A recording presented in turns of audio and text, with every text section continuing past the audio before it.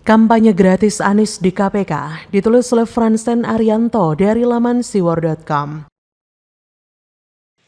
Ketika bertugas di pemerintahan di Jakarta, kami pun membentuk Komisi Pencegahan Korupsi Ibu Kota untuk membantu tugas pencegahan korupsi. Dan alhamdulillah hari ini diundang untuk membantu, kami pun hadir untuk membantu menjalankan apa yang dibutuhkan oleh KPK. Jadi tadi kami diminta untuk memberikan bantuan keterangan dan sudah disampaikan. Insya Allah dengan keterangan yang tadi kami sampaikan akan bisa membuat menjadi terang. Sehingga isu yang sedang didalami akan bisa menjadi terang benderang dan memudahkan dalam KPK menjalankan tugas. Saya ingin sampaikan terima kasih. Karena hari itulah kemudian KPK mungkin bisa menjeratnya. Tapi di luar itu kembali lagi bisa saja ini juga bagian dari strategi untuk merekomendasikan Anies maju di Pilpres 2024 oleh KPK. Bisa aja gitu.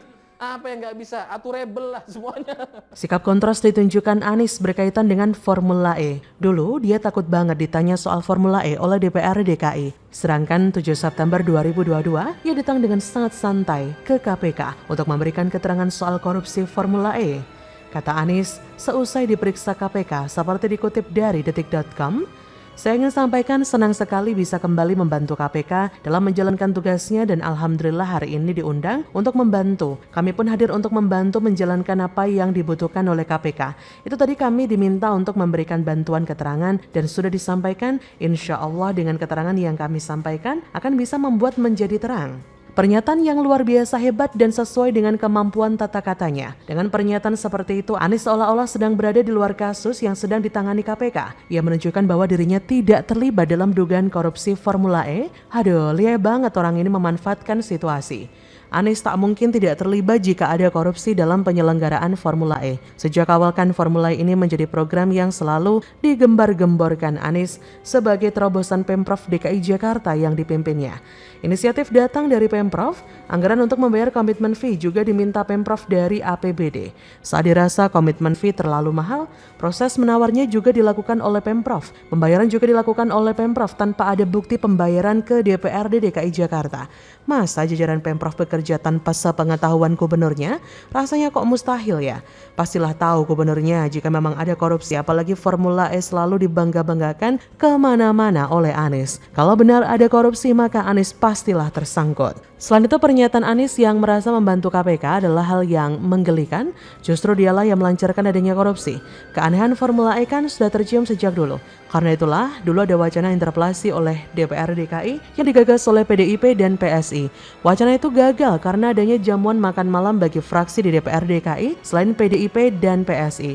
Seandainya dulu ada interpelasi, Anies bisa mencegah korupsi dengan menjawab pertanyaan DPRD. Kalau keanehan yang sudah nampak terus ditelusuri, Anies kan bisa memecat orang yang terindikasi melakukan korupsi. Kalau dulu mau menanggapi pertanyaan DPRD, bisa saja Formula E batal, sehingga korupsi tidak perlu terjadi. Bukankah begitu? Sekarang Anies sedang memainkan peran bahwa dia bebas korupsi. Kampanye gratis diperolehnya dengan bersikap proaktif menanggapi undangan KPK. Sikap KPK yang terus menunda menetapkan tersangka kasus korupsi Formula E juga sangat membantu pencitraan Anies. Seolah KPK kesulitan menemukan bukti tindak pidana korupsi sehingga wacana Anies hanya dituduh saja bisa menguat. Entah bukti seperti apa yang dicari KPK, banyak indikasi yang bisa ditelusuri untuk dijadikan bukti.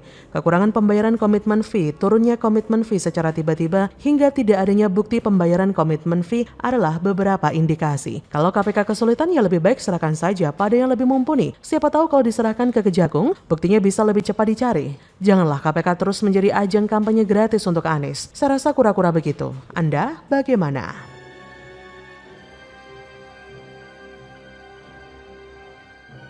Buzzer Anies panik, serang KPK membabi buta. Ditulis oleh Manuel dari laman siwar.com. Kan KPK tentu memanggil berbagai pihak untuk diklarifikasi dan memberikan keterangan di hadapan tim penyelidik KPK, sehingga siapapun jika dibutuhkan pasti kemudian kami panggil untuk memberikan keterangan yang dia ketahui. Hal ini untuk melengkapi pengumpulan dan juga keterangan dalam rangka untuk mencari dan menemukan adanya dugaan peristiwa pidana sebagai tindak lanjut dari laporan masyarakat yang diterima oleh KPK. Dan tindakan ini tentu sebagai salah satu langkah KPK agar kami bisa mendapatkan gambaran utuh terkait dengan dugaan peristiwa pidana dimaksud. Untuk itu KPK juga berharap kepada pihak-pihak yang dipanggil oleh tim penyelidik KPK untuk kooperatif hadir, menerangkan apa yang ia ketahuinya, dan tentu ini dalam rangka untuk kelancaran proses penyelidikan yang sedang kami lakukan. Tentu tetap mengedepankan prinsip-prinsip dan Anies Baswedan dipanggil KPK terkait Formula E. Besar keinginan saya agar orang ini cepat-cepat ditangkap. Kita mengetahui Formula E merupakan sebuah ajang perlombaan mobil listrik yang menghabiskan banyak sekali anggaran. Pelaksanaannya sangat janggal dan rakyat merasa tidak sesuai dengan konteks Indonesia saat ini. Syarat kejanggalan. Banyak orang yang gak puas dengan hal ini karena Formula E pajang mobil listrik gak jelas itu membuat uang rakyat justru menjadi habis dan tidak teralokasi dengan benar. Adalah Anies Baswedan yang merupakan orang paling bisa dimintai pertanggungjawaban dari kejanggalan-kejanggalan bayaran yang membengkak itu. Saat ini KPK sedang memeriksa Anies dan saya masih pesimis akan hasil pemeriksaan tersebut. Karena kita mengetahui rekam jejak KPK yang setelah ditinggal Antasari Azhar malah diisi oleh orang-orang seperti Novel Baswedan yang gak punya integritas sama sekali menurut saya. Orang-orang KPK setelah Antasari dikriminalisasi di era SBY sudah tak bisa dipercaya lagi meskipun sudah diganti oleh Firly Bahuri. Beberapa kasus besar yang ditangani KPK jalan di tempat dan sampai sekarang tak pernah ada kelanjutan. Pelaporan-pelaporan kepada Anies juga jalan di tempat di saat Novel masihlah menjabat sebagai bos kecil di sana. Apa yang menjadi kinerja KPK mulai berbau-bau politik dan siapa yang ditangkap hanyalah orang-orang yang dekat dengan Presiden Jokowi agar membuat nama Jokowi menjadi lebih tidak disukai oleh rakyat. Tapi saya merasa ada angin segar jika Anies diduga kuat melanggar hukum.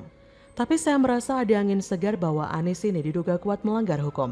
Kenapa? Karena buzzer-buzzer dari Anies mulai kepanasan seperti cacing yang dikasih air panas dan menggeliat gak jelas di Twitter. Ketika ada berita Anies akan dipanggil KPK terkait balapan gak jelas mobil listrik, mereka langsung membawa-bawa berita lama soal pimpinan KPK yang naik helikopter. Dan mereka langsung menuding jika pimpinan KPK masih dapat fasilitas mewah saat datang ke sirkuit Mandalika. Biasanya, orang kalau panik otomatis suka nyerang hal-hal yang sudah lama terjadi. Cara mereka membela Anies yang diduga kuat melanggar hukum dan bakalan ditangkap segera justru membuat rakyat semakin curiga bahwa Anies benar-benar punya masalah. Yang paling kelihatan ketara banget adalah bagaimana orang ini membayar komitmen fee yang gak jelas kemana duitnya dan menguap begitu saja dengan nominal yang jauh lebih gede dari rata-rata negara lain. Gak heran kenapa mereka kaya babi buta yang menyerang KPK. Pertanggungjawabannya pun juga nggak jelas dan sekarang Formula E sirkuitnya sudah hancur lebur berantakan seperti tong sampah di tengah Ancol. Besar banget harapan saya agar orang ini segera ditangkap dan rakyat Indonesia bisa bergembira tumpengan sambil menunggu orang ini lengser dari kursi gubernur DKI. Karena kita tahu bahwa selain orang ini bermasalah dengan keuangan, ia juga bermasalah dengan politik identitas yang sudah jelas-jelas ia permainkan